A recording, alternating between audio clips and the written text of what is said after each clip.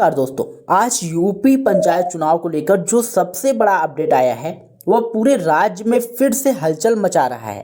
क्यों? क्योंकि पंचायत चुनाव होने हैं, कार्यकाल खत्म होने वाला है, लेकिन तैयारियों का हाल देखकर ऐसा लग रहा है कि अभी भी आधी लड़ाई बाकी है। दोस्तों, पूरे उत्तर प्रदेश में लाखों लोग इस बात पर नजर गड़ाए बैठे हैं कि पंचायत चुनाव समय पर होंगे या नहीं होंगे, और इस सवाल का जवाब फिलहाल सिर्फ हाई कोर्ट के पास है। मामला इतना उलझ गया कि जितनी बात चुनाव पर होनी चाहिए थी, उससे ज़्यादा चर्चा इस बात की हो रही है कि क्यों सरकार और आयोग समय पर तैयारी नहीं कर पाए।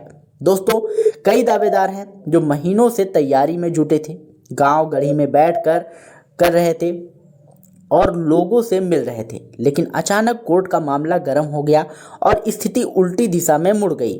पहले लखनऊ खंडपीठ में याचिका डाली गई थी जिसमें कोर्ट ने राज्य सरकार को साफ कहा था कि आप 15 दिन में पिछड़ा वर्ग आयोग का गठन कीजिए, लेकिन 15 दिन क्या, महीने गुजर गए और आयोग का गठन नहीं हुआ।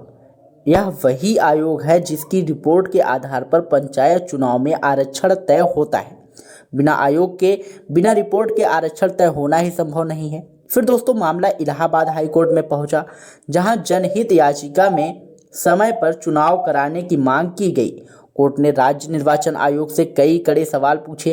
कोर्ट ने पूछा, मतदाता सूची कब आ रही है, और जब आयोग ने कहा कि 15 अप्रैल को लिस्ट आएगी, तब कोर्ट ने पूछा कि 15 अप्रैल से लेकर 26 मई तक क्या इतनी छोटी विंडो में आप पूरा चुनाव करा सकते हैं?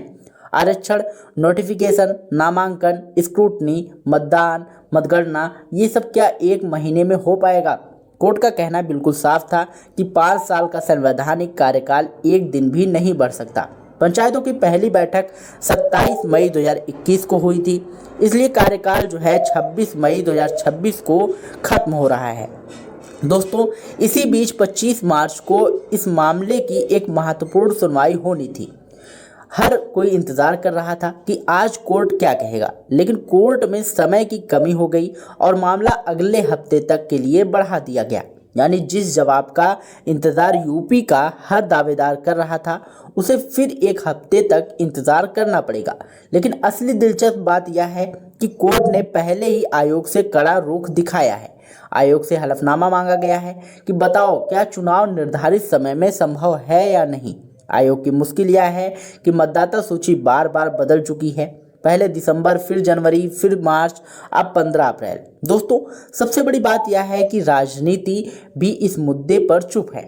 सत्ता पक्ष भी ज़्यादा बोल नहीं रहा, विपक्ष भी ज़्यादा बोल नहीं रहा, क्योंकि दोनों ही जानते हैं कि पंचायत चुनाव में घर घर में संघर्ष शुरू हो जाता है। पार्टी के भीतर ही बगावत के सुर उठने लगते हैं, टिकट को लेकर मारामारी शुरू हो जाती है और अलग अलग गांवों में ऐसे नेता निकल आते हैं जो अपनी पार्टी की लाइन से अलग चलने लगते हैं।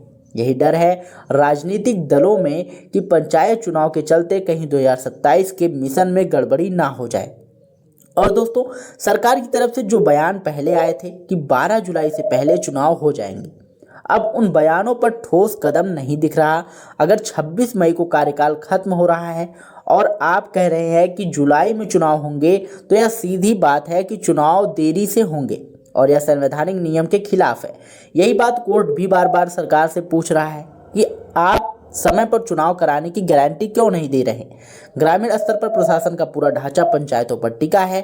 प्रधान, बीडीसी, जिला पंचायत, ये सब मिलकर गाँव के विकास की नींव रखते हैं, और अगर चुनाव समय पर नहीं हुए तो गांव गांव में विकास योजनाओं पर रोक लग सकती है, कामकाज बाधित हो सकता है और कई कानूनी पेच भी खड़े हो सकते हैं। इसलिए कोर्ट इस मामले को हल्के में लेने के मूड में नहीं है। तो दोस्तों, सबसे महत्वपूर्ण बात यह है कि अगली सुनवाई में सरकार और आयोग दोनों को अपना पक्ष मजबूती से रखना होगा।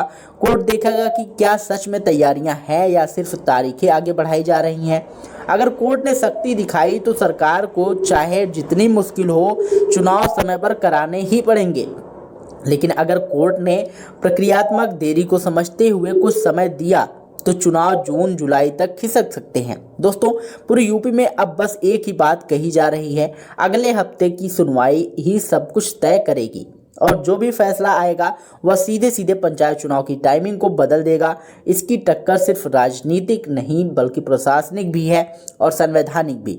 इसलिए यह मामला अब साधारण नहीं रहा बल्कि यूपी की राजनीति में 2026 का सबसे बड़ा मोड़ बन चुका है। दोस्तों बस यही पूरा अपडेट था और अब हम जो है सबकी नज़रें सिर्फ हाई कोर्ट की अगली सुनवाई पर टिकी हुई हैं। जो भी फैसला आएगा मैं आपको सबसे पहले और सबसे साफ तरीके से समझाऊंगा।